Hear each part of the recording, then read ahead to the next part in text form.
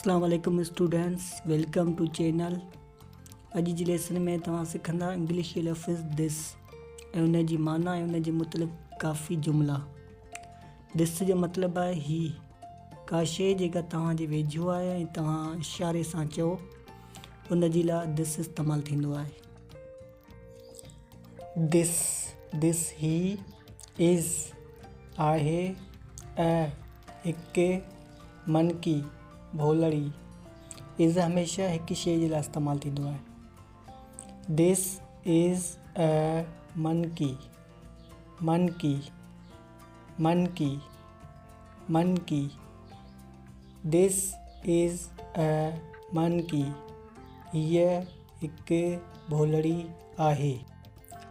This he is आहे N हिकु aeroplane जहाज़।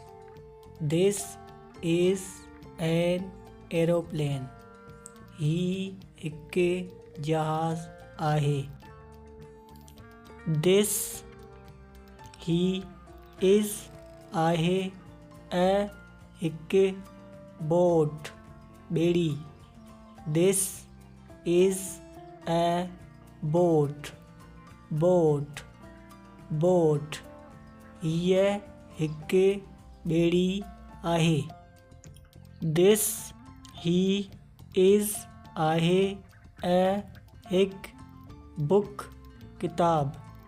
This is a book book book ही हिकु किताब आहे।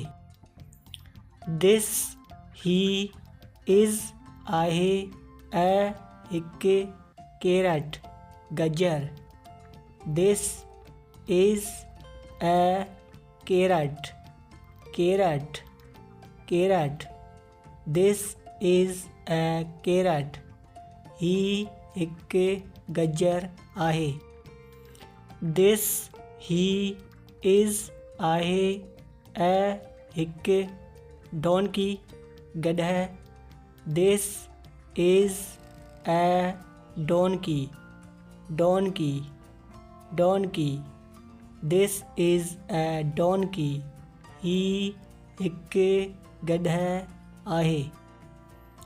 दिस ही इज़ आहे एन हिकु ऑस्ट्रिच ऑस्ट्रिच ऑस्ट्रिच उठ पखी। This is an ostrich ostrich ostrich ही हिकु उठ पखी आहे। दिस ही इज़ आहे अ हिकु फिश मच्छी। This is a fish fish fish this is a fish ही हिकु मच्छी आहे। दिस ही इज़ आहे ए हिकु गोट बकरी। दिस इज़ अ गोट गोट गोट ही हिकु बकरी आहे। दिस ही इज़ आहे ए हिकु हाउस घर। दिस इज़ अ हाउस ही हिकु घर आहे। दिस ही इज़ आहे एन हिकु इंसेक्ट जीत। This is an insect